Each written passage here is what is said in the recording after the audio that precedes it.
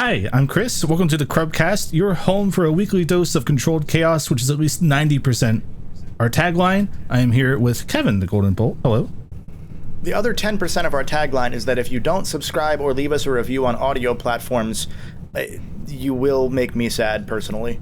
And while that is fun, it's not wanted. And Moriarty. Hello. What are we talking about? Well, today I figured that we would talk a little bit about a topic that I've never heard somebody talk about, and that is that Japanese developers appear to be regaining global prominence in the gaming industry after a period of Western dominance. So I want to talk a little bit about, the cycle and that sort of regionality that we've had and how it's become incredibly global. Yeah, it's a super interesting one because the cycle is one. I said in our chat when you first brought this up that it hasn't been super discussed as far as the cycle itself. You've seen a lot of articles if you're in the gaming news space where people have said, is this the return of Japanese gaming? And the answer is it never really went away for good. It went away to some small extent, but it was just that tastes changed. But we haven't seen a lot of people talk about the fact that it is and will continue to be cyclical.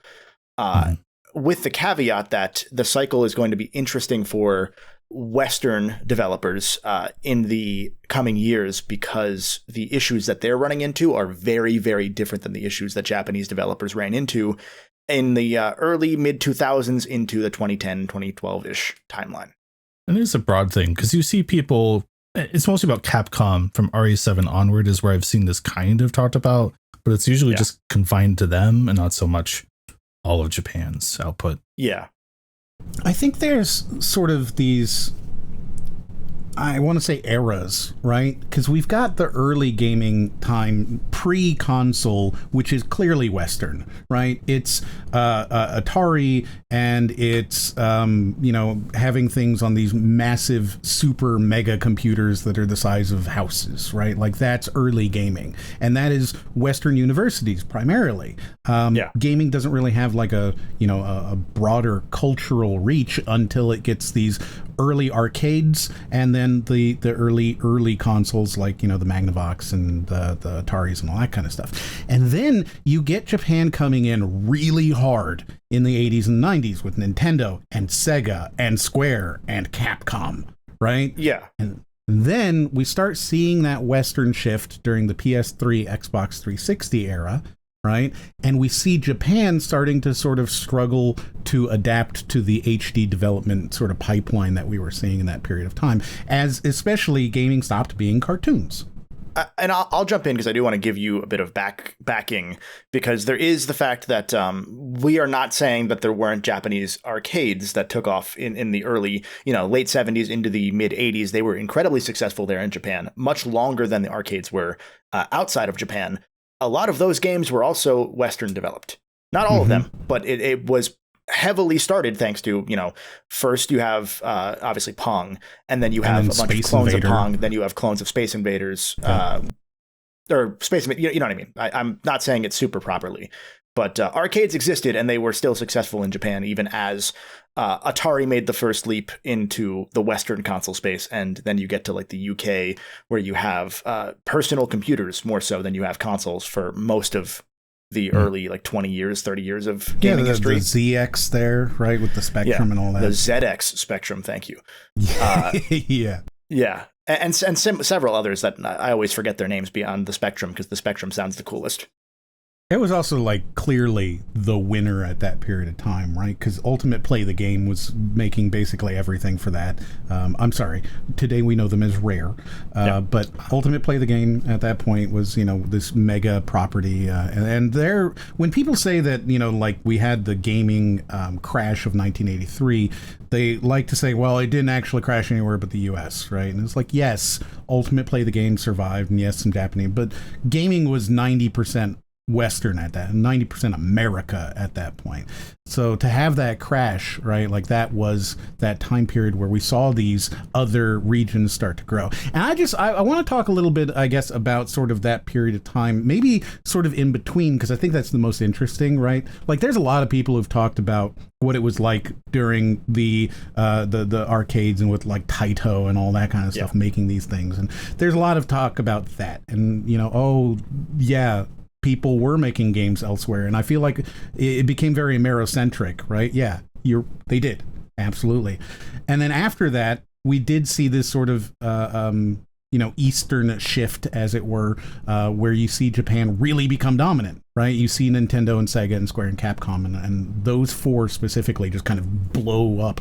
But I want to talk a little bit more, because I think that we can talk about this in depth, specifically the people we have here, that sort of 2008 to 2013 period of time, because at the Tokyo Game Show in 2009, Keiji Inafune said, and I pulled up his quote here because I thought it was very interesting.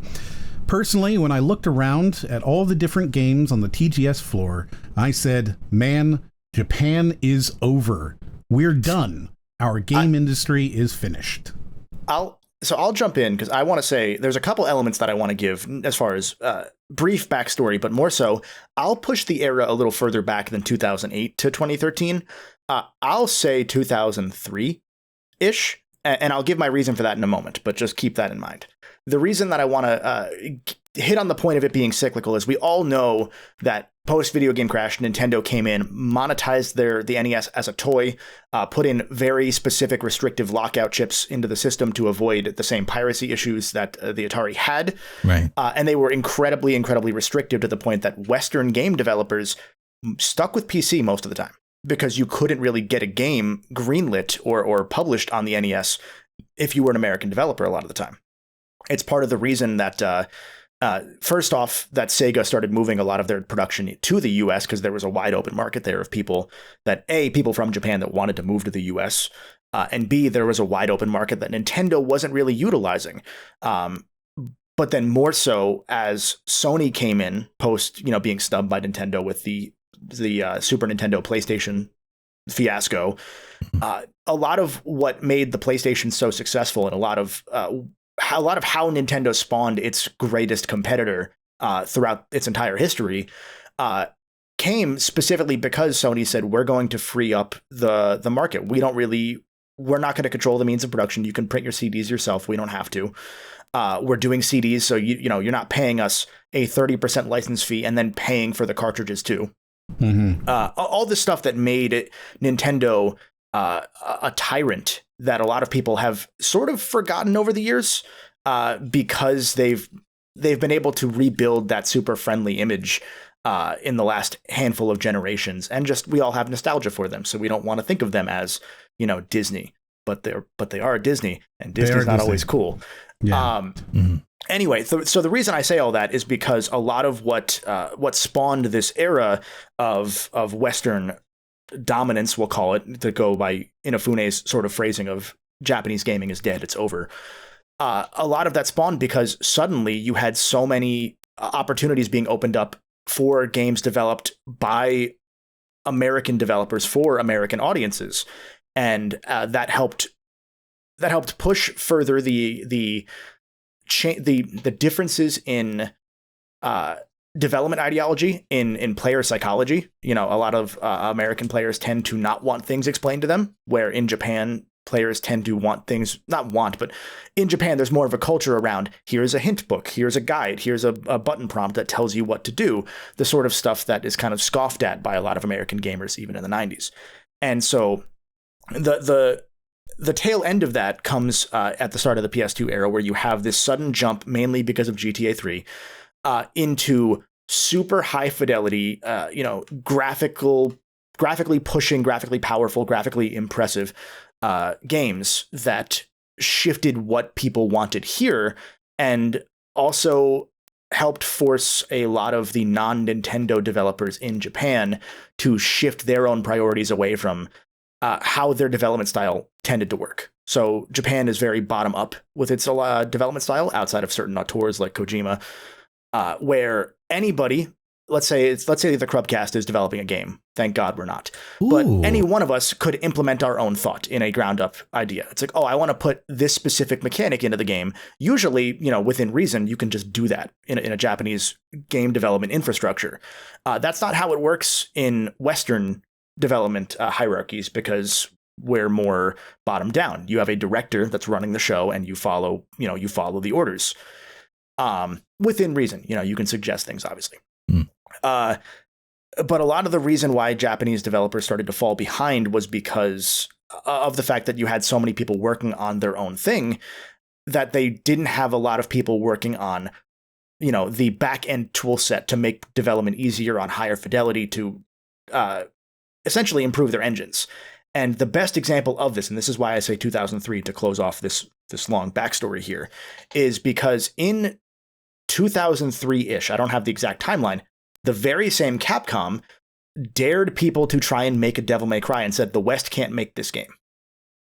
They said, this is the pinnacle of Japanese gaming. There is not a single developer in the West that can do what we did. And then God of War came out and outsold it a year later. Mm-hmm. Yeah, immediately, as soon as you said that, I was like, okay, so it's God of War. Yeah. And that is where I think that the shift came, because Devil May Cry had a lot of issues in the early years, mainly revolving around camera, a lot of stuff that you would put aside because you accept the jank as long as the rest of the experience is a high-level, polished experience.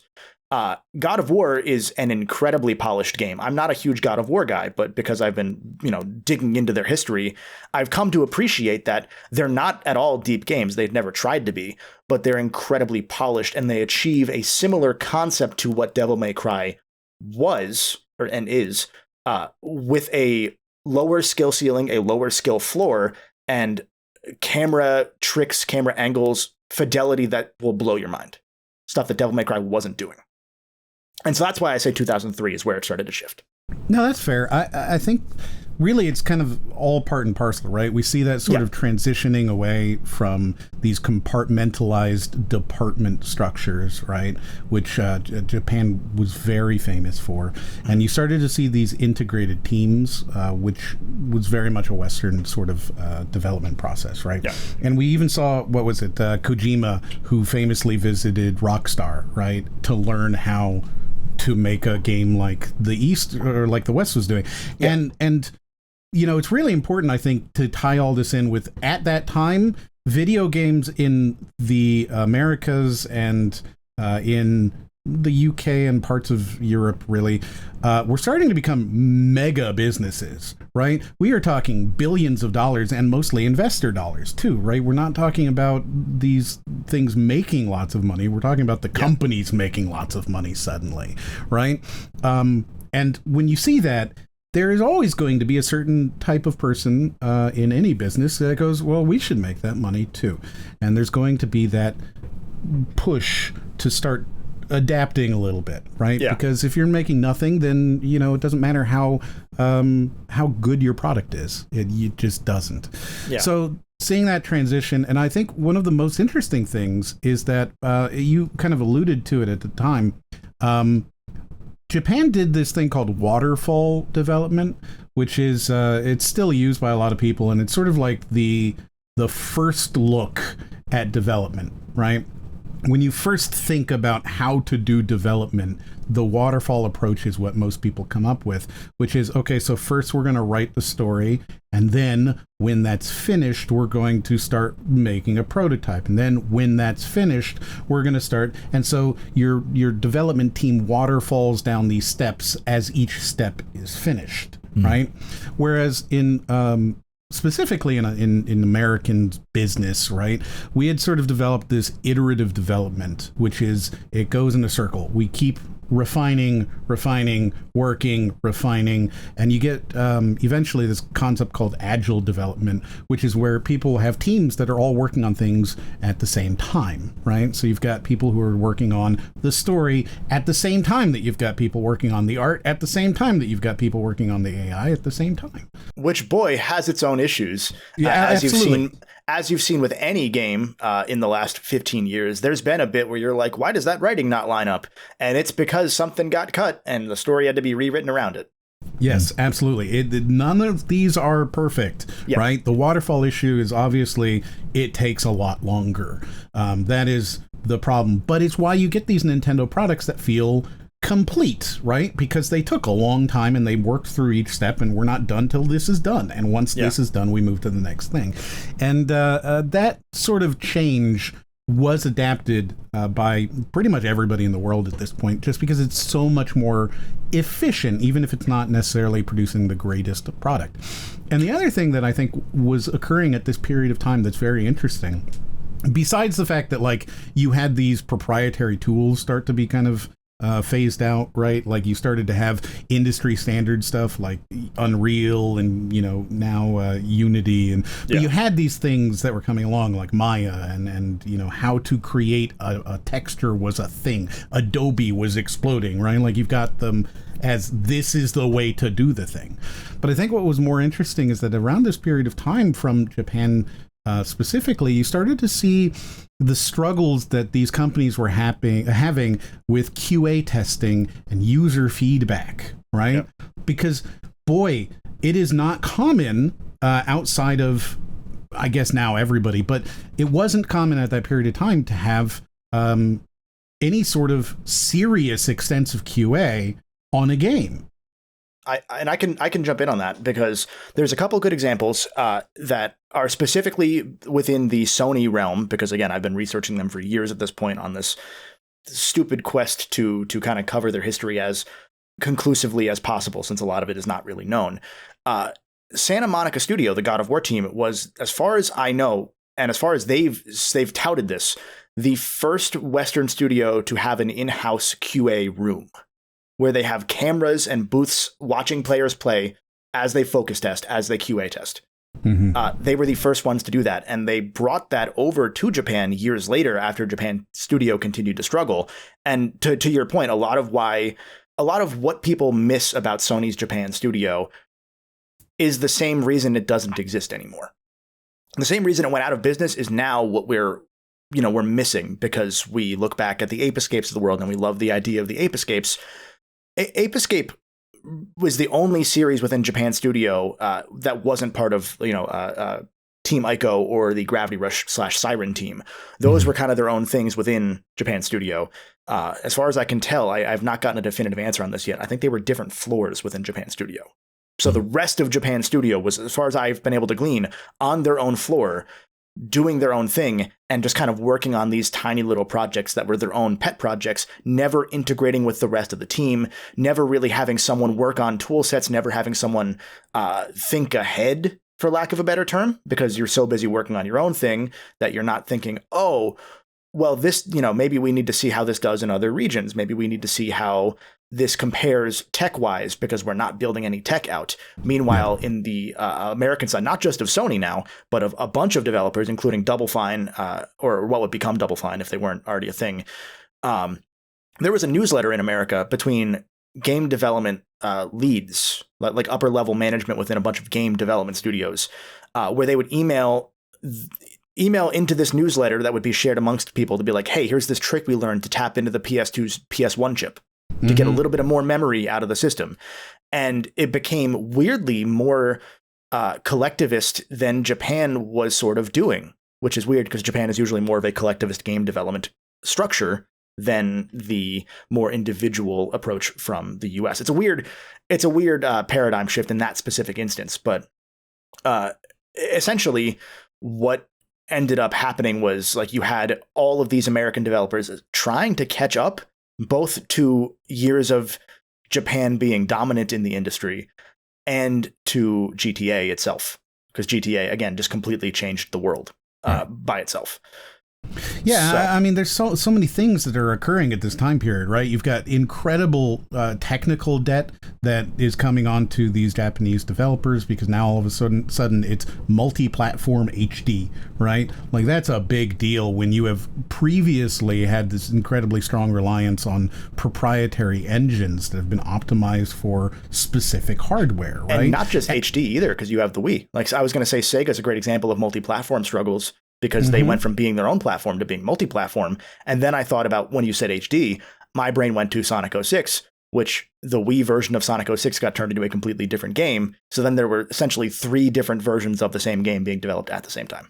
Yeah, it's crazy. And then you've also got middleware integration. You've got the fact that almost no Japanese developers at this period of time had experience with half of the standardized development tools or half of the standardized middleware integrations.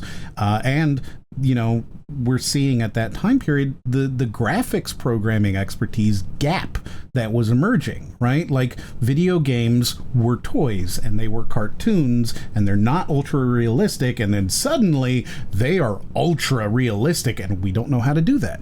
And you've got these incredible... I'm sorry, go ahead, Chris. I was going to say, then you're also holding some space for the lower spec stuff, even beyond the Wii, right? Like the DS and the PSP and the 3DS. So you still have some of your teams kind of having to siphon off and stay in that realm, even though everything else is going the other way. That's incredibly important, too, because in Japan, that's part of the reason that there was the shift to handheld gaming in Japan as much as there was. Because it was always popular, but there's a misunderstanding about the popularity of home consoles in Japan. I saw this recently where people have said during the PS4 era and even the PS5 era that Japan feels left behind by Sony. The sales of the PS3, 4, and 5 are identical. Like within 100,000 sales of each other. It's interesting. The narrative you always get over here is like, oh, you know, Japanese homes are small and they can't put audio through their TVs because of their neighbors' walls, right? And I'm like, I guess. Yeah, and so it's worth noting that part first and foremost is that like there is this misunderstanding. There's a lot of times that you see sort of what we're trying to avoid doing here, which is a lot of people speaking for Japan without really having any idea what they're talking about. Right. We're not interviewing Japanese gamers or Japanese game developers to the same degree as the people in Japan could. But, you know, we're avoiding trying to speak for them. And a lot of what you see with like that example of the PS5 selling worse, it doesn't. It's selling, I think it was selling better than the PS4 until the economy collapsed. And now it's a little bit behind it, but like within like 100,000 sales. And so anyway, the point is that the shift to first handheld gaming and mobile gaming continued to accelerate because those smaller individual, I don't want to call them dinky, but dinky is the word that's coming to mind. Those little games where you're like, here's a one-off game that like you might only play for 10 minutes and you're going to play it in 10-minute bursts. Those are the kind of games that fit for handheld more than they do for console. They're easier to make. They're cheaper. They have a higher upside from that perspective as a Japanese publisher at the time, which is the same reason that like Sony abandoned the Vita was because, well, now it's not as cheap to make those games. And the upside isn't much higher anymore than it was with the PSP, where we think the PSP was a huge success because of how, like, you see, like, what, 95 million sales? I think like 65 million of them are in Japan. Oh. That thing was a beast in Japan. And that's the reason why that thing is seen so well. That's why they made a Vita. It's just also they forgot to make games for it. That's not a joke. They forgot to, like, that is a real, like, that's why it's funny.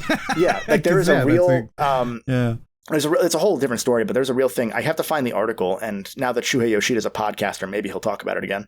But there was a point somewhere where there was an interview that I read from him where he essentially admitted, yeah, I was so busy trying to handle Sony worldwide in 2008 after Kaz Hirai left.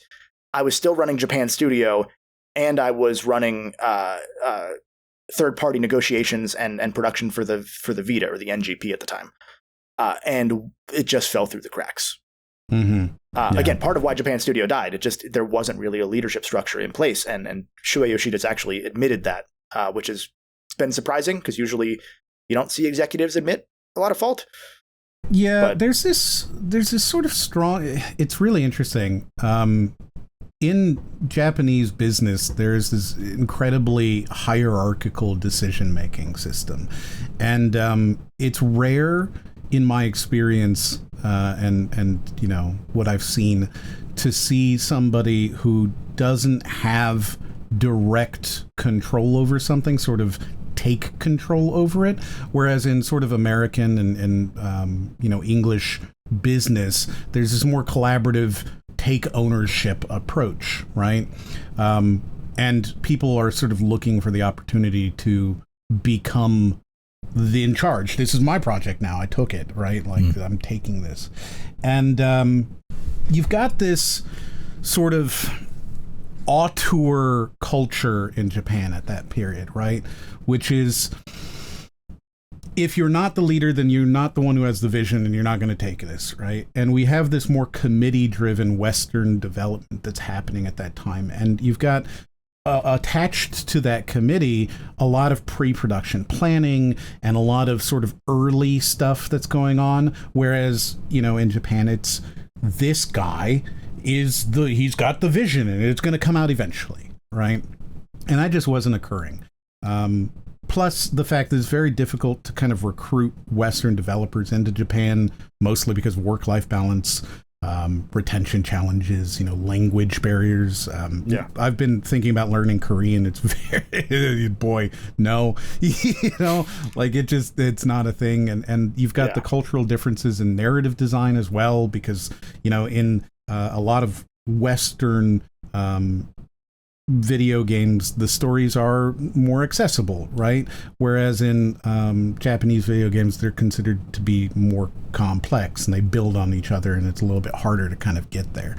So there's a lot of these sort of issues at the period of time, not the least of which is the market pressures that are happening, right? Because HD development is expensive. It is a pricier thing. You need more people for every step of the way. It's going to kill out your mid-tier studios. And it did it in America, but it definitely hit Japanese mid-tier studios. Those studios struggled. To the point that a lot of them moved to handheld to circle and close that loop that I forgot to close earlier. Yeah, I mean, Konami, right? Like, they pivoted away real hard from console to mobile and gambling.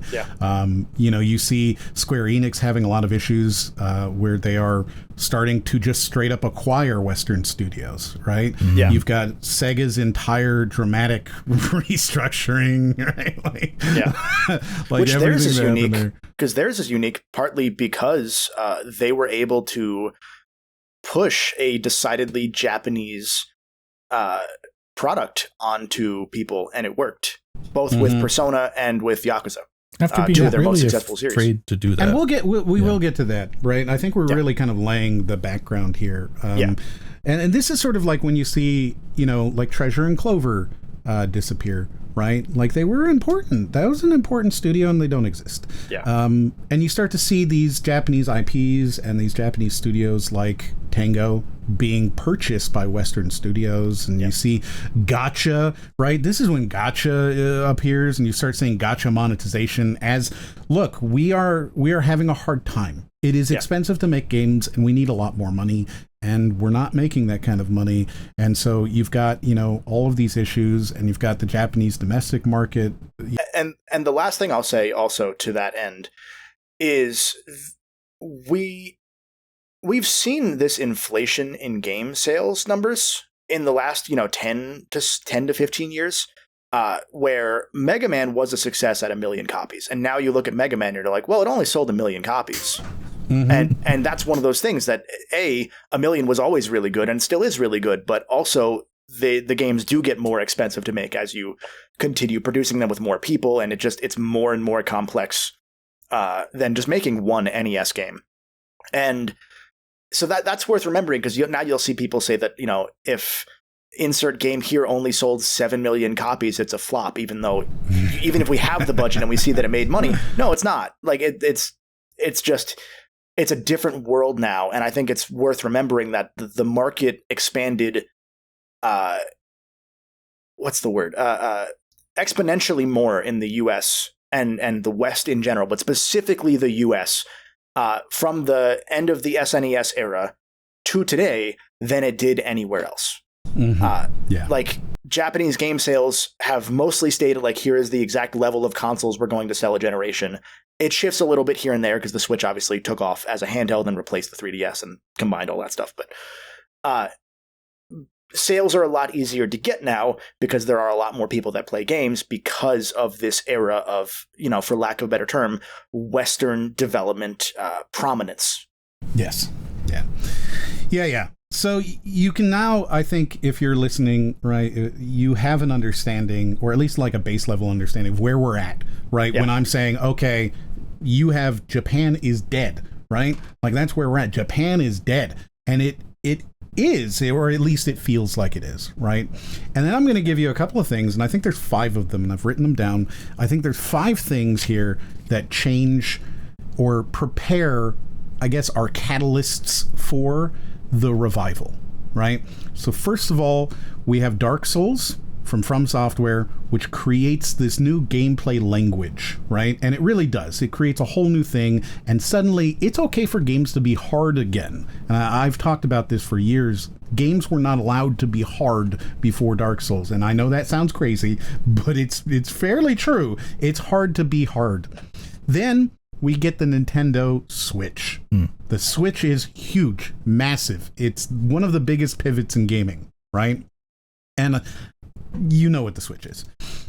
Capcom's RE engine is number 3, and that allows the Japanese market to compete, right? Because there is no competition at this point. There's Unity, there's Unreal, but RE engine brings it back. Then we've got Square Enix and their willingness to reinvent classic franchises, right? Their willingness to come forward and say, we're going to do classic franchises again, which helps prepare for, Japan to be a part of the story again. And then finally, and I think maybe, Kevin, you'll have some interesting thoughts on this one, is Sony Japan, right? It is their experimental titles at this time that allows them to reach truly critical acclaim in the American market, in the English market, and become something that people want to play. Are you referring to Sony Japan specifically as like Asobi Astro Bot?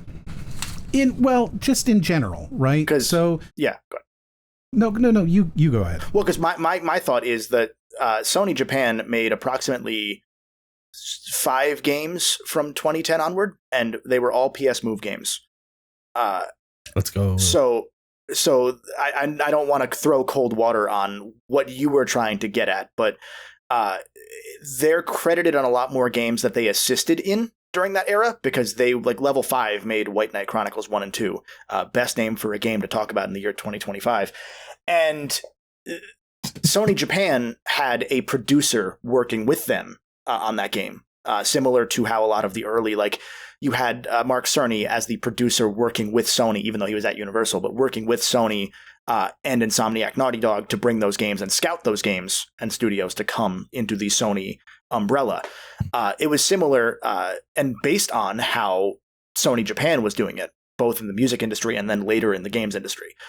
So a lot of Japan Studios games were good at scouting indies, which is also, I think, why Shuhei Yoshida was nudged to go to indies when he was finally, they were like, hey, get out.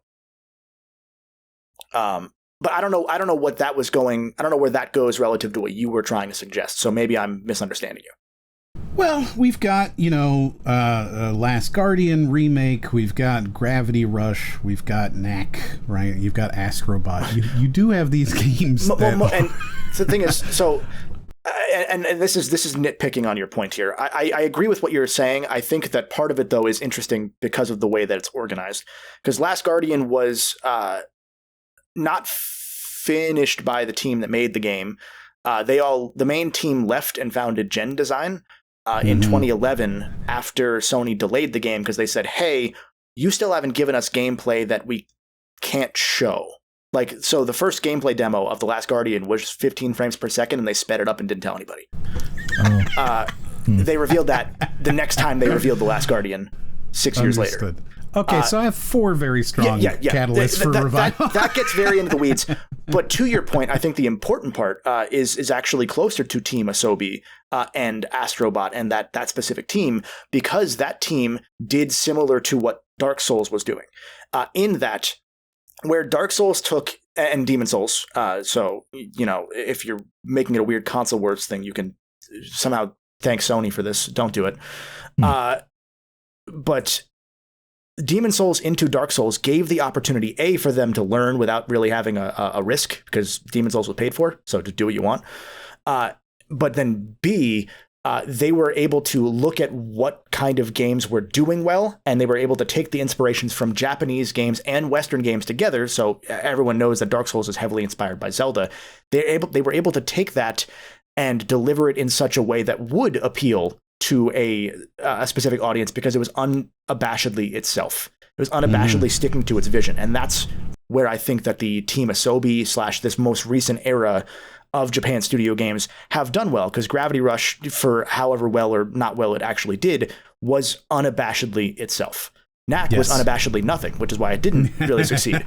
Astro Bot was both unabashedly itself, but also developed by a mostly Japanese team that was bolstered by a bunch of international Sony employees that came to Japan studio in the early 2010s to try and save that studio. Because they understood there's no way we can really fix this unless we figure out how to make this Japan's version of Santa Monica, where they just are able to build their own engine out and do a thing. Sure. And so Nicolas Doucet, the director of Astro Bot, one of the people that came over in this movement, was brought over by the Santa Monica studio founder, who was half Japanese and moved back to Japan to help try and fix the studio, which is why The Last Guardian even came out. But you had this international team essentially helping bring that specific group together into, here's how modern development stylisms work. Here's how we can, build a winning culture, to steal a stupid marketing term. And here's how we can take the kind of game that we do want to make that is just our game and do it in such a way that has that bit of flavor that will appeal to everybody. And that's how you get an Astro Bot, to go to your point about Japan Studio. I think it's just that there's a middle era in there where they are literally just making PS Move games, and they are the worst games imaginable. Regardless of necessarily that, we still have Square Enix, we still have Capcom, you still got Nintendo, and you still have FromSoft doing Dark Souls. And I think what's really interesting from there is that you do start to see the Japanification in the Renaissance, right? And I think it's fair to call it a Renaissance because, again, Japan was dead, right? So you've got Resident Evil's return with and for whether they're good or bad is not the point. They're certainly popular. RE7, Village, RE2 and 3, the remakes. Even though Village is one of the worst games that has ever been made, it was very popular. It's such a terrible game. And there's a fun element to that, which is that you don't get to a Resident Evil 7 without them having leaned so hard into the Western design stylings with 5 and 6. Yep. So they tried and failed. And there was a similar issue with Street Fighter continuing to try and fail to appeal to a wider audience during the fighting game Death and then Renaissance that came thanks to 4. Capcom's always been able to find a way to build a renaissance out of nothing, essentially. They take a while to read the trends and adapt. Yeah. The one I'm wondering if you two have insight on, Monster Hunter whatever one just came out and instantly smashed every Monster Hunter record and feels like it's a wide scale general mass thing. What do you think happened there? Because I know World kind of laid some of the groundwork for that series to take off, but I think that's part of this, right? It's the same thing as Elden Ring becoming this mega global success, right? It's the same thing as Final Fantasy 16 becoming this action combat, behemoth, while also having very clear Japanese storytelling, or as we mentioned, Persona breaking into the mainstream, or these smaller studios like Platinum Games, right?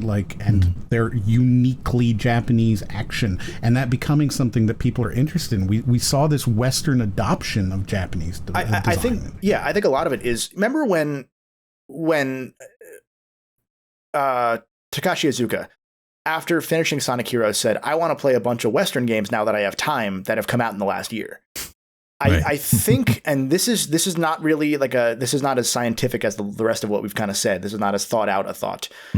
I feel, without really a lot of evidence, that at a point, maybe around the time that Keiji Inafune said, we're cooked, bro, that was the point at which a lot more Japanese leadership figures in the games industry started playing Western games more instead of pushing them off and snubbing them. Because there was snubbing that happened. And I think that was the point of, okay, we're getting cooked. So what is it that we're not providing that we just assume our games will sell 2 times as well in America as they do Japan, because that's always how it's been? What is it that makes this work? And I think a lot of them played these games and came to it with an open mind and they were able to see the vision and then take that vision and adapt it into what they wanted to make. And that goes to the unabashed, we're going to make our type of game, but we're going to do it in such a way that we're not trying to appeal and we're not trying to be off-putting with it. Mm-hmm. I think part of it is also just sort of the global appreciation, right? There's always your weebs, right? And for most of Japan's existence, the American weeb was just sort of this horrific, horrible person, right? But over time, anime aesthetics and narrative approaches and sort of the stylized art and these sort of tighter game loops that you see, right? They've all become more appreciated, and they're part of the thing, right? Souls-likes are their own genre that has been completely co-opted by everybody in the world. It's not a Japanese thing to be a Souls game, right? And you've got these sort of Japanese artistic sensibilities that have become indie sensibilities more than, right? Like, even though they were, the progenitor was Japanese art, you look at them now and you go, oh, that's an indie game, right? And you sort of see these things that have been Japanese or have been Western and are now just sort of gaming, right? When you look at a retro game, when we say, oh, it's a retro game, a lot of people are immediately going to think, oh, so it's a Nintendo game, it's a Sega game, it's a Capcom game. Well, those are Japanese games, right? And so retro gaming aesthetic has become what it is, and it's sort of taken that and adopted that, right? I'm sorry, I'm going to cut you off. No, go ahead. I was going to say, I'll add to that, because you also reminded me of a point that I probably should have made with hitting on like why this happened, and when I was saying like, executives played more Western games, similar to how people were playing Astro Bot, within Sony even, and going, what are we doing? Like, this is what people are clearly starting to try and want. Maybe not as many people as like a God of War, but whatever. In 2010 is also when we start really seeing social media and the internet allow for this global gaming culture, where there were 3 regional cultures. I was kind of thinking about this as well, because there's kind of the joke of like, oh, everyone's on 3 websites these days, right? That does mean, though, if everyone's on 3 websites, if something takes off, it goes in front of a lot more people. Because I was thinking about that with Yakuza 0, right? I'm sure we've made that example before. The chicken being a business managing thing and that being a meme just took off and actually made that series basically live outside Japan again, weirdly. Yeah. It's that, and like similar with Persona. Like, those games were able to find an audience because it was suddenly infinitely easier to bring that sort of audience together organically. And it was at the exact right moment where it felt organic. Whereas now you see the chickens in Yakuza, and if you didn't know any better, you would assume that's just bait. You're just trying to get people with that. So it was just the right place, right time, right games. And so Sega built an entire culture off of that with their games. And meanwhile, you had Sonic trying to appeal to very different sets of audience each game, and struggling because they were still trying to do it a certain way. Instead of doing it solely, we're going to make our game and you're going to like it. And I think that now you've seen them start doing that, and it's worked. They've said, we're going to double down on what we know instead of trying to be things we're not. Yeah. Yeah, I think what's interesting is that now, if, again, for the listener, you have your background and you have what sort of set it up, right? And then what I think we have today is no longer Renaissance, but like a true revival, right? Japanese games are becoming dominant again. And I think what we're seeing there is, part of it is the willingness that we saw through a game like Yakuza to be just unabashedly Japanese, right? That is not a game that's not Japanese, right? Like, it is unabashedly Japanese. It's Japanese centered. It's about Japanese things with Japanese high level doing crime things drama. in Japan, like it's all.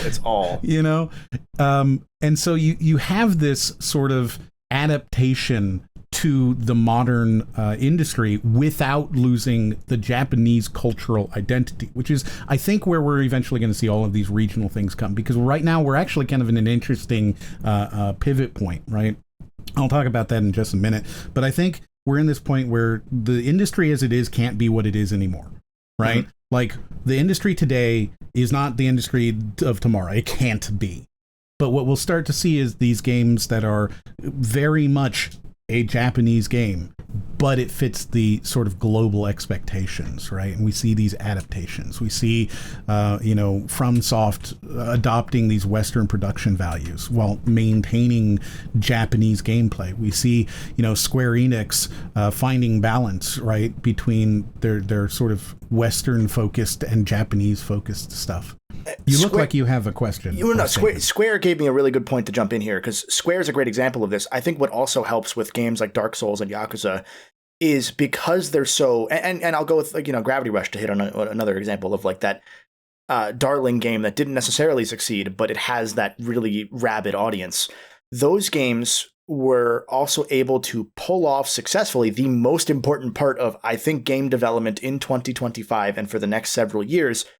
They reuse shit all the time. And they should. And Final Fantasy is a good example of the struggle with reusing shit all the time, because Final Fantasy's always kind of been, since, I would argue since 7, probably even like 6, you could even say, has been continuing to try and reach a more global audience more and more and more, and has shifted its style to appeal to what the masses want.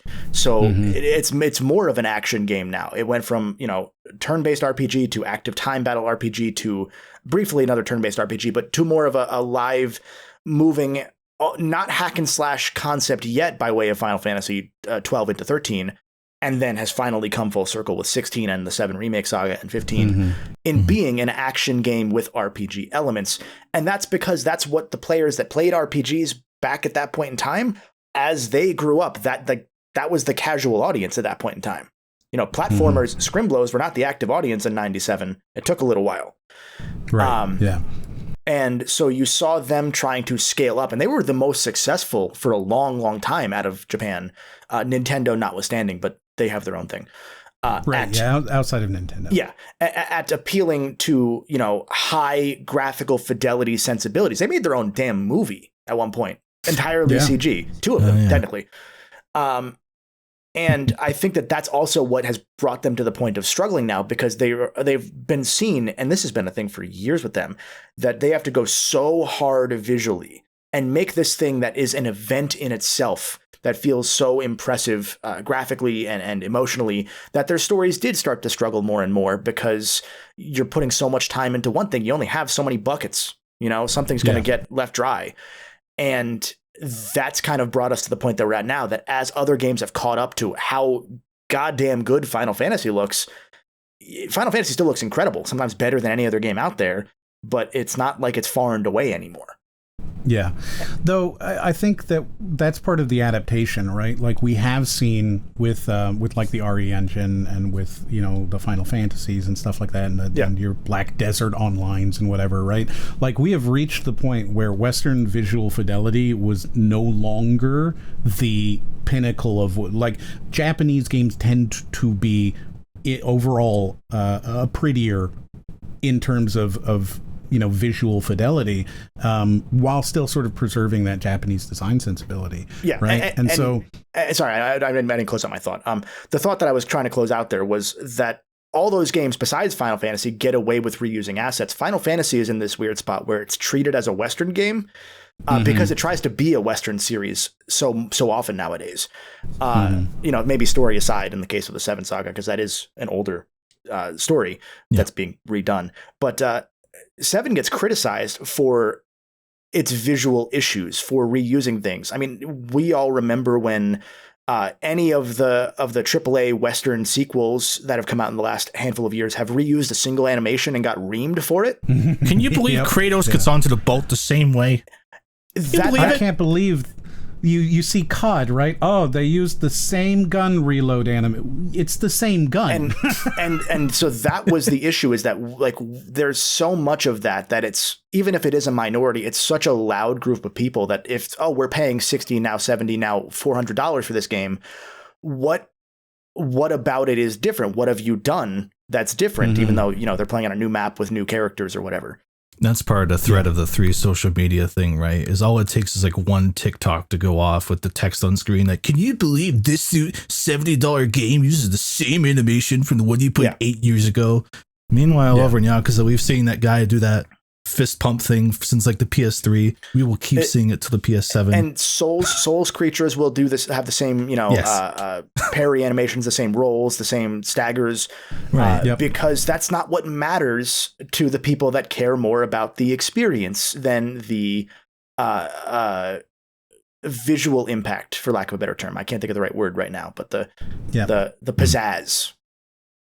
Yeah, the fidelity, right? Like, yeah, I'm with you. And I think we sort of, with all that combined, right, like we see this sort of deliberate preservation of anime aesthetics despite, Western market concerns. And we see JRPGs that are now just kind of, it's hard to say it's a JRPG anymore because Undertale, right, is maybe the most successful recent indie JRPG, and it's not from Japan. So what is it now? Do you call it? You can't call it a turn-based RPG, action RPG, like, and so you've got this sort of globalization. You've got, as Chris mentioned, Monster Hunter's evolution from, niche Japanese title to global phenomenon, and that's without any sort of a core compromise. Yeah. And so I think this sort of pendulum, right, move back and forth, and you've got, Eastern and Western influence more than anything, right? Because you had Japan dominate the 90s, and the West approached and studied that to learn, and then you've got, with the HD era, you've got Japan studying that, and then now you've got Western studios adopting the Japanese gameplay loops and the progression systems. I mean, all of the stuff that we see comes from somewhere generally, right? And what I think is interesting, and this is the part where I think we're going to, I mentioned not too long ago, I think we're kind of in a state of stagnation because we have Western AAA sort of nothingness right now, right? We have the Ubisoft formula, right?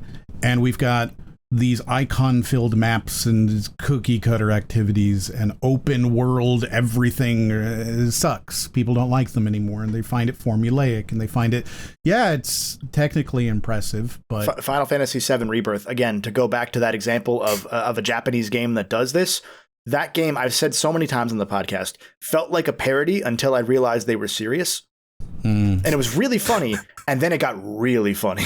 I know we pointed out at the time, but like in the first hour of that game, you have Cloud, Strife, and Sephiroth mulling around some area, and it's like, all right, I gotta push some boxes around Last of Us style. Like pushing a vacuum, it's like maybe it's Sephiroth do a Naughty Dog thing. Like, this has to be a joke. No. It felt like a joke, and then you get to the open world, and it's, climb this Ubisoft tower to find your map, and I just... Wow. It tickles me so much. Yeah. Right. And then you've got, on top of that, right, development costs, and they are going crazy, which means that you've got developers who are afraid of making anything that doesn't make $30 trillion, because if it doesn't make $30 trillion, then there's a failure. And to the point of, game budgets exploding, that goes back to what you were saying about Western game development style, or the stylings of Western game development being so the things that made them so successful during that start of the HD era are what is starting to hold them back now, because if you are trying to build out a concept and refine that concept again and again and again, you have so many dozens of people sitting around doing nothing leading to and being bloat, because they have no direction on what they're supposed to do, because they don't have the gameplay yet. They don't have the stuff from that team. Yep. And, it just gets further and further. You got live service struggles. You've got player burnout. You've got the sort of homogenization of Western AAA, right? Third-person action adventure. That's you know? Yeah. You've got this sort of over-reliance, the Sony problem, the over-reliance on cinematic presentation, you know, at the expense of mechanical depth. You've got mid-tier publishers in the West now having quite a lot of problems. I mean, Embracer Group is a great example. Everything that they went through and the fact that they have, I don't think, put out a game in 2024, right? Like, I don't think they've put out a major game. And what was their last major game? Saints Row, right? I think so, yeah. Oh, wow. You know? Yeah. Yeah. And this is the biggest, indie developer in the world at one point, and then they sold off like $4 billion worth of studios because Saudi Arabia didn't give them any money. And so you've got this sort of, return to finite experiences. You've got, the contrast of endless live service, whatever. And you can see people, or rather you can see data that shows this strong performance of these focused Japanese titles versus your AAA bloat. And we talked about indies on one of the recent previous episodes, and that's part of that too. This sort of, I'm not going to spend $90 to pick up a game that is going to be fine, but filled with, half a game I don't want to play, because they had to add in every type of gameplay that every person had to have in order to be able to hit most people, because it's $300 million is how much, like AAA, GTA 6 is going to be everything anyone could ever want to play, because it has to be, right? Yeah, and it's so, again, like you said, it's the same issue that made that flipped the pendulum in the first place is now just coming back because, as far as we've ever been able to tell, there's a much smaller group of online Japanese gamers that will complain about game length.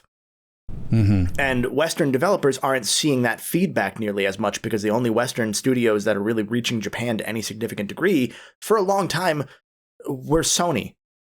And so Sony Japan Studio, most of its job at a lot of the time would be we're helping localize these games and giving you feedback from Japan, where everyone else is just kind of shooting in the dark a lot of the time. Or was, not as much anymore, because they've been able to figure out a little bit better. But having that echo chamber of people complaining about game length and wanting games to be longer and give you more things because your money needs to go places because, the HD era coincided with the Great Recession. Yep. So you needed games to give you more of your time, more time for your money, because free to play didn't really exist yet to the same degree that it does now. And then free to play is now also, you can spend nothing and play Fortnite forever, or you can spend $70 and get, God forbid, 12 hours. And now you see, these rising player frustrations. You see the artificial padding. You see bloated game length. You see everybody kind of, I don't know. They're either playing a forever game like a Fortnite, right? Or they're going for these heavy narrative experiences. And there's this sort of middle ground where you see these systems-driven games like a Balatro or like a Vampire Survivors, right? People forget that game came out of nowhere by one guy who dropped this thing and just blew up the world, right? And then you've got these sort of nostalgia things, and you've got, streamer influence bullshit, right? Like, you've got all this stuff sort of going on in this space to where the Western design feels like it's reached a point where it needs to break and it needs to be different, right? Like, it needs to be different. And it's not helped by the fact that, and boy, capital G gamers, right? The rising consumer expectation and sort of this impossible standard for everything but GTA 6. GTA 6 is the only game that could possibly be a GTA 6. No one else could ever do that. You know what I mean? They need to spend $2.5 billion on a game in order to create it anymore. And the more things change, the more things stay the same, because that was the issue that GTA 3 caused. Was GTA 3 was suddenly everything you could ever want in every type of game ever, because it had all the little mini games that were super fleshed out at the time, that it forced everyone else to have those mini games, and that contributed to the same sort of bloat, because now you have to have, hypothetically, a fully functional taxi mini game, a fully functional police mini game, a fully functional firefighter mini game in, or the equivalent in your game, So you have to add, races to Ratchet and Clank or Jak and Daxter, and then make a racing game to those games, or add a bunch of mini games to Sly Cooper. I'm just mentioning the PlayStation ones because Nintendo they're in their own little bubble, and we're going to get to them in a sec. Yeah. Yeah, Nintendo's a Mongolian horde. You can never, they change history and they do their own thing. You really can't talk about them like that. Yeah. Not to dig into GTA 6 too much. Do we know if that's coming with a GTA Online thing? No, we don't really know anything about it. That's what my hunch, and this will age poorly probably, is I think by necessity they will have to do the same thing they did with 5, which is that the multiplayer did not come out right away at launch. They waited about 3 weeks, and then it still didn't work. I do not see a way where GTA 6 with the 100 million extra players over 5 is going to be able to sustain that many people online at launch, and they're going to want you to play the story. It's been thoughts like that, and what is a GTA 6 in the Fortnite world, right? So many years after GTA 5, it's still incredibly popular. GTA 6 will still sell incredibly well. I just wonder if it sticks for as long as GTA Online and by extension 5 have, or if it's just because we kind of. I think we kind of saw them try with Red Dead Redemption 2, right? They tried, I think, to do sort of an online test run for what could be a GTA 5.1. It felt like there was an attempt to kind of look at how can we, move people from Red Dead 1 online to Red Dead 2 online. Yeah. It was also more cynical. It felt like a trial run. It was also more cynical because it felt from the start here's your horse insurance. It was much more cynical from the jump. But what I was going to say with 5, to your point, Chris, or to your concern that you're voicing there, is GTA 5 has sold more copies since Fortnite came out than before Fortnite. Mm-hmm. Oh, okay. Yeah. Well, there you go. So the entire audience that is going to buy GTA 6, it's the one game you could say might end up being bigger than Fortnite in terms of influence for a little while. Interesting. For a little while. Yeah, I mean, it's going to be the biggest game. It's going to just be huge. I bet it makes $2 billion in its first week. Probably. First day. Maybe first day. Because GTA 5 did $1 billion in the first 2 days. Yeah. And that was it's going to be crazy. That was at 13 million sales, and this is not going to be 13 million sales. No, it's going to be huge. Yeah. Absolutely huge. What were you saying, Chris? Anyways. No, it was just a thought experiment of what if GTA 6 isn't the colossal big thing and it's just huge? But yeah. I think in my mind, it's just something a lot of people play, but it didn't really build an audience. But if it's grown more since Fortnite, since before Fortnite, then that's dead. GTA 5 in its second 5 years outsold its first 5 years. Well, there you go. Yeah, never mind then. So even 2018 onward, not even counting the first year of Fortnite, it's still sold. Yeah. Gotcha. Okay. So, interesting. Whole different thing. GTA is kind of its own monster. I think it lives. People forget about it a lot because it's just kind of omnipresent, right? It's like white noise. Been there forever. Yeah. But I think GTA 6 is really going to shake things up. But it's also the only game that can do that, right? There is no GTA alternative, similar to how there's not really a Fortnite alternative. There are other games that are free to play online games, but they're not really a Fortnite.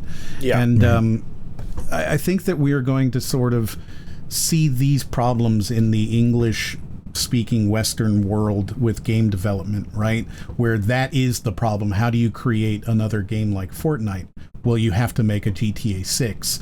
Well, that costs $2.5 billion, right? And so we're at that part where that is providing a lot of room for, Japan, and for the fact that now in the West, anime and Japanese pop culture are very, very popular, and where you've got credibility now for these Western or for these Japanese developers who have created these little tiny games that blew up. And you've also got these games that are incredibly, quote, Japanese, right? But they were accepted into Western culture. Yeah. And so you've got this sort of credibility based off of success, right? People are willing to give a Yakuza a try. It's also, there's a lagging indicator of what is doing well in Western / predominantly American game development, but Western in general.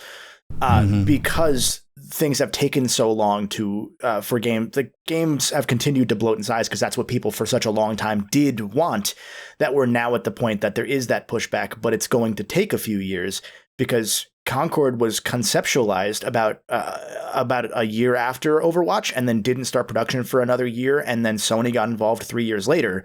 Like 2014 or so, 2015. 2016 it was conceptualized when Overwatch came out. 2018 it started production, and then 2021 Sony got involved. 2022 they bought them. Oh, Concord. And that was like, there were 8 years of that game being worked on, not to the level of a AAA experience for the entirety of it. For most of it, it was a small thing.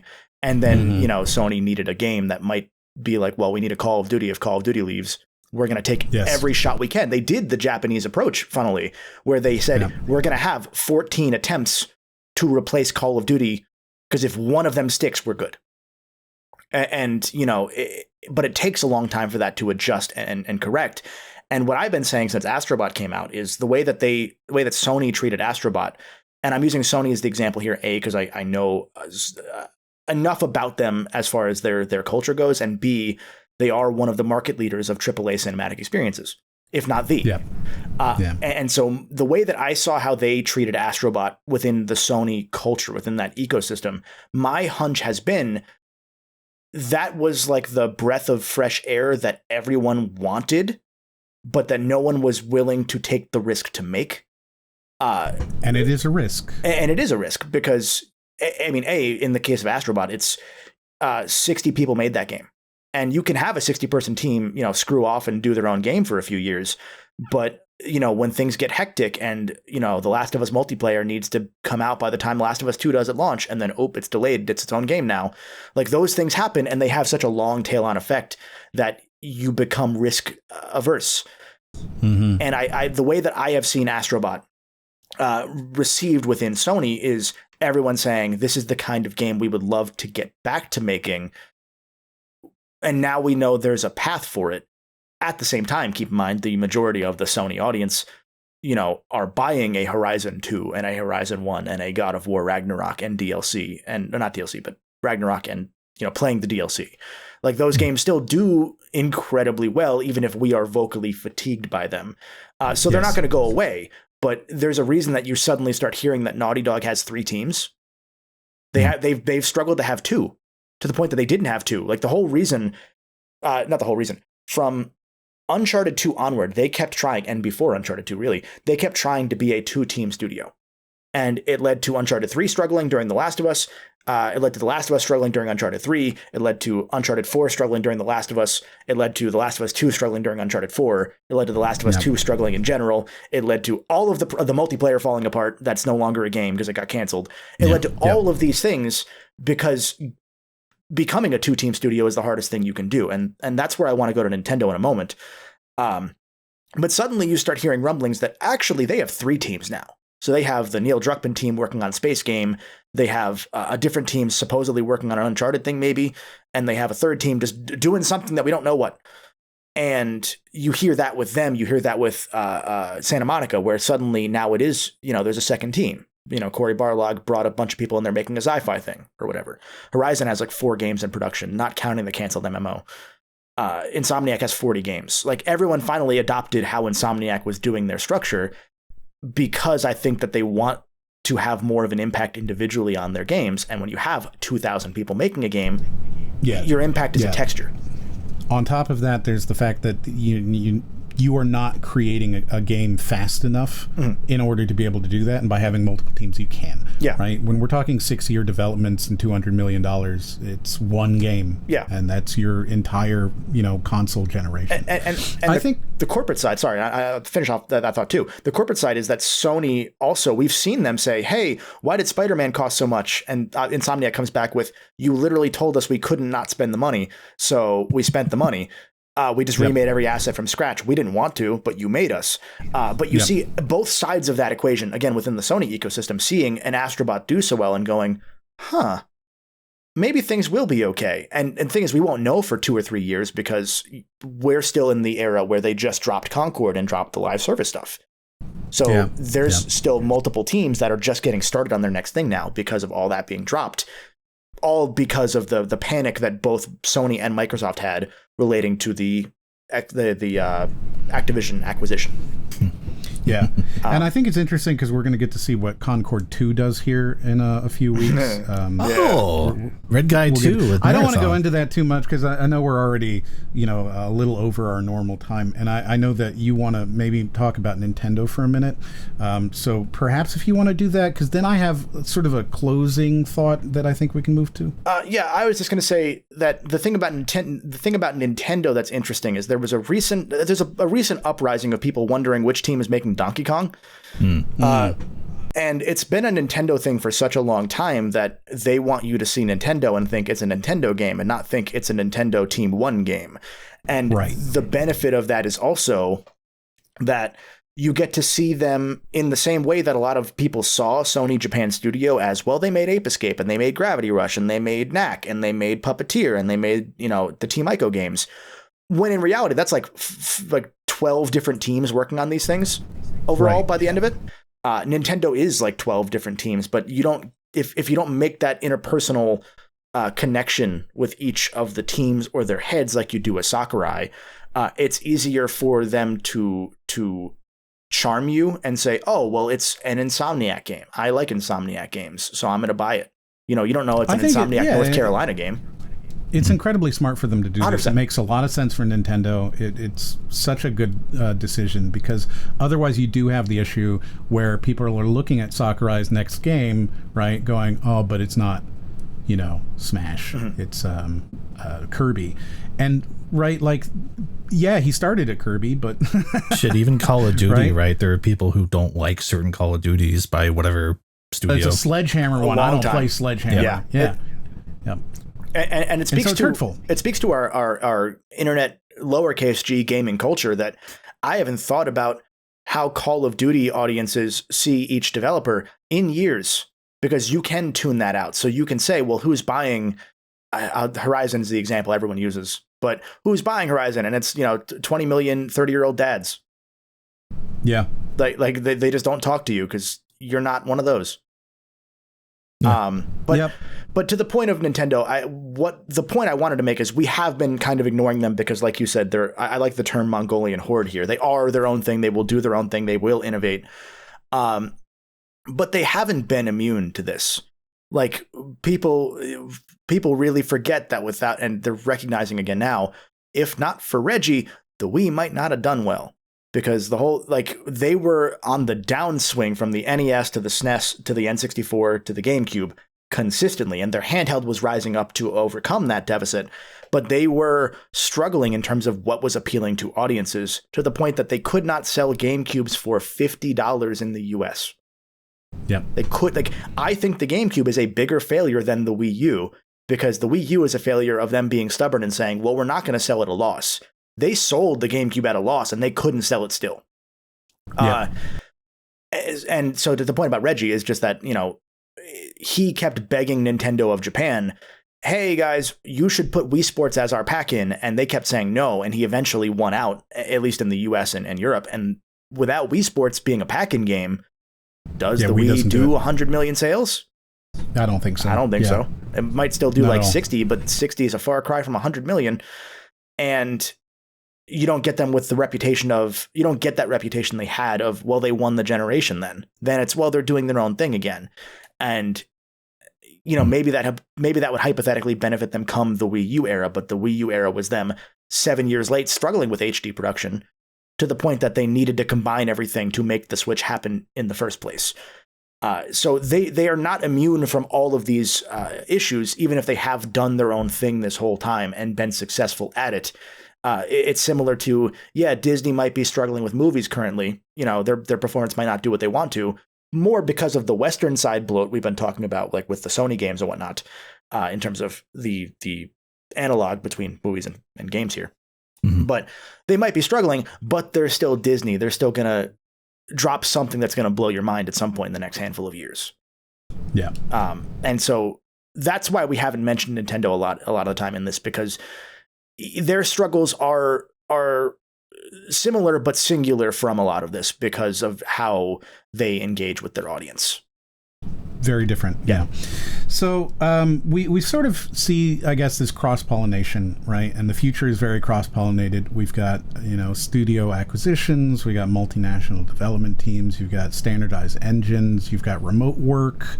You've got, the studios and games that are blending these Eastern and Western both concepts and approaches. You got genre hybridization. You've got global talent migrations. You have AI, which is going to change things, and we don't have enough time to get into all of that. China. And so we sort of see so we sort of see this like true globalization. And what I think is interesting, and this is sort of my last thought here, is that it creates the next step that none of us have talked about, but we will be talking about in 10 years, which is China. Hey. And the new Chinese market, right? We're going to see questions of how, because there's going to be this growing importance of Chinese player preferences. And we're going to start seeing Chinese investment because Tencent owns all of these things. And we're going to start seeing the investment in Japanese studios and how that shapes priorities. We're going to start seeing these Chinese developers who are trying to appropriate and combine Japanese and Western approaches, and people starting to reach into Chinese approaches and starting to pull in your Black Myth Wukong. How can we take that and how can we make our thing? And we're going to, take what was the most successful game of 2024 and combine that. And we're going to start seeing the cultural similarities between these Japanese games that are making it accessible to Chinese audiences. And censorship. There's going to have to be built-in censorship options, and you're going to start seeing the mobile gaming stuff, because, boy, if we think Japan likes mobile games, China likes mobile gaming. Yeah. Right? And so you're going to see what I think is maybe the most interesting part, which is that China has the possibility, especially if, current global issues continue in the way that they have been, we're going to see the potential for China to become the primary market for certain developers, and certainly certain Japanese developers, and certainly for physical Japanese products. Yeah. Right? And then you've got the added ability, the next graphical boom, the next HD era is China's technical capabilities and how that's going to influence this development and these partnerships between the sort of Western, Eastern, and now Sino sections of gaming. And I think we're going to see that. And then 10 years after that, boy, it's going to be interesting to see what happens with India. Yeah. Yeah. It's fascinating because for such a long time you saw the general consensus on gaming be that, well, gaming is not going to break into China to the same degree because they don't buy consoles culturally there. But I'm realizing that we might have lost here because Chris might have died. Oh, I've realized that he's just been staring at me.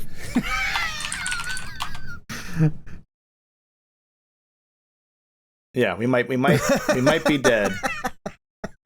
I thought he was just like, this is fine. I figured he was just kind of like hanging out. Hey guys, we're back and we're back on air. My internet died for 2 minutes. That's okay. I was giving a conclusion and then I was like, Chris hasn't blinked in like a minute.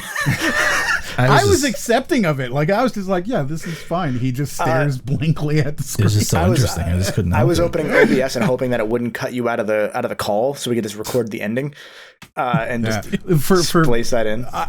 All of my stuff has been finished, and I'm not going to repeat it again. Yeah. But if you want to hear it, you can listen to this when it's up on the recorded version. Yeah. Yes. That Chris will have edited it, and it'll be perfect. You won't even know that he disappeared. Yeah. Exactly. Like just keep the exact point at which you're staring at the camera before your internet dies, and just keep that frame frozen while we finish our thoughts. Yeah, absolutely. While I'm just talking, because that's how I was just like, yeah, of course, Chris is just going to stare at me while I'm talking. This is just what he does, It's really interesting because, even 10 years ago, you saw the common consensus amongst game industry figures and analysts was that, Chinese gamers don't buy consoles. They're predominantly PC and now mobile based.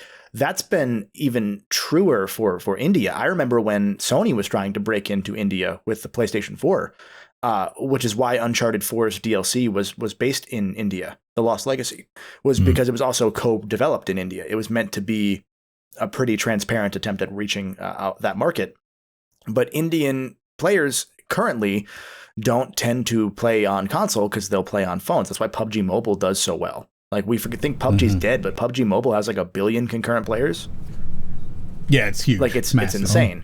So it'll be interesting to see how that market shifts as well, because once you start getting Indian developed games, I think you need that to be like the Black Myth Wukong moment for that gaming culture, if that makes sense. And it'll be really interesting to see that develop. But to your point, depending on how things go, if it's no longer an Americo-centric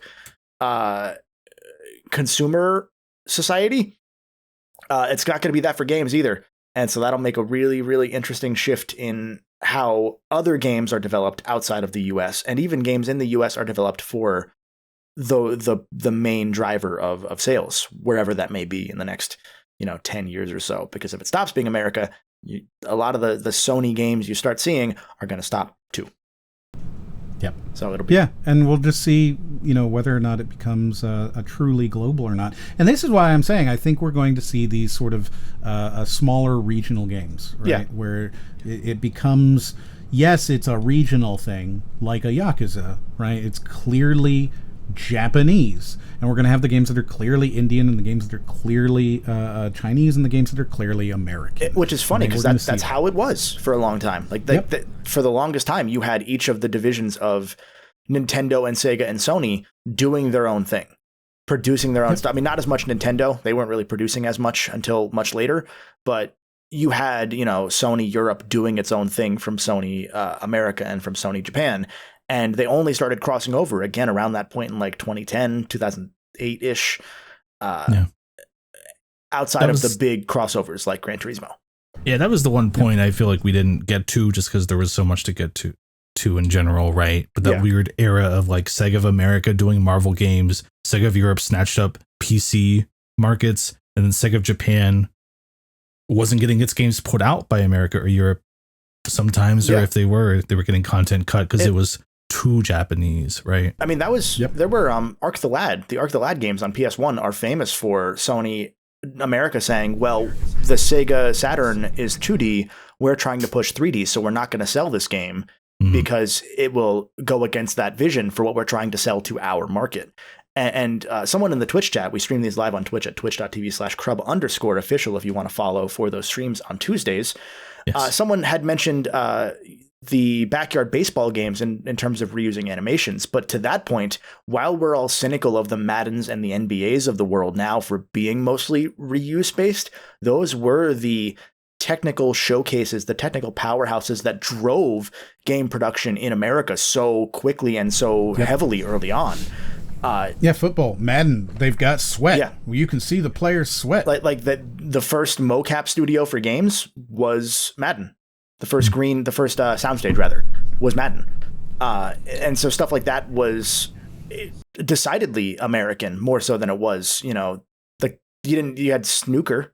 You had snooker games in England made by British people.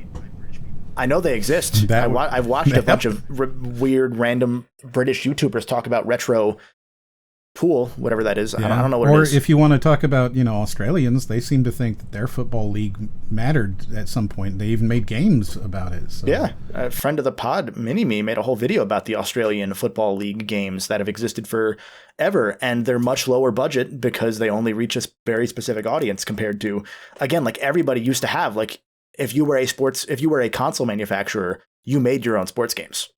That was how you proved your tech as an American developer, mostly. Which is, again, why we had that emphasis on power here. So we could see it go back to that down the road, and it'd be interesting because without the wider market to subsidize the American consumer / gamers interest in tech showcase and tech powerhouse sort of stuff, where does that leave a lot of our games? Yeah. So good conversation overall. I think I find it very interesting because I don't think that we've seen this specific conversation happen enough.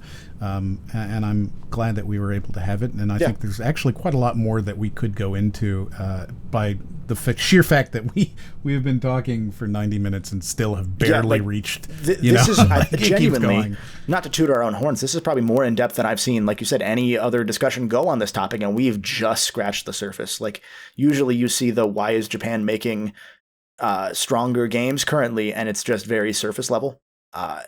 And there's just so much more to dig into that maybe we will one day down the road as insert game here comes out. Chris, name a game that will fit that. Monster Hunter Wilds 2 next year. Surprise. Monster Hunter Freakers starring Days Gone. Oh, this will date this. There's a Days Gone remaster coming out this month. Did you know that? Yeah, Days Gone's a great example of that lagging indicator too, because that game was like, hey, it's 2013. What if we start making a biker zombie game? you want to see how behind something like some game developers can be with their ideas? It can take a while. They named him Boozer. All right, are we done? Yeah, they named him Boozer. Okay, we're good. I want to cut us off because we can't keep going. Okay, everyone, thank you for listening. Don't know when this comes out. We stream these on Tuesdays. Audio might be out on Mondays by the time this comes out. Who could say? Check out crub.org for more of that info. Find all the Audio Realm podcasts there. Leave a review if you haven't left a review already, or if you have, sign into another account and leave another one. It really helps us take over specifically Norway, but also every podcast realm in the world as the CRUBCAST continues to grow. We're on YouTube. Leave a like in both your review and your comment on YouTube. Type hashtag FreakerGang. Freakers! My only last request, if that all sounds too hard, join our Discord, crub.org/join. Just go into the general channel and say what is going on, and we might remember this conversation. Hashtag FreakerGang. He's gone. All right, bye, everybody.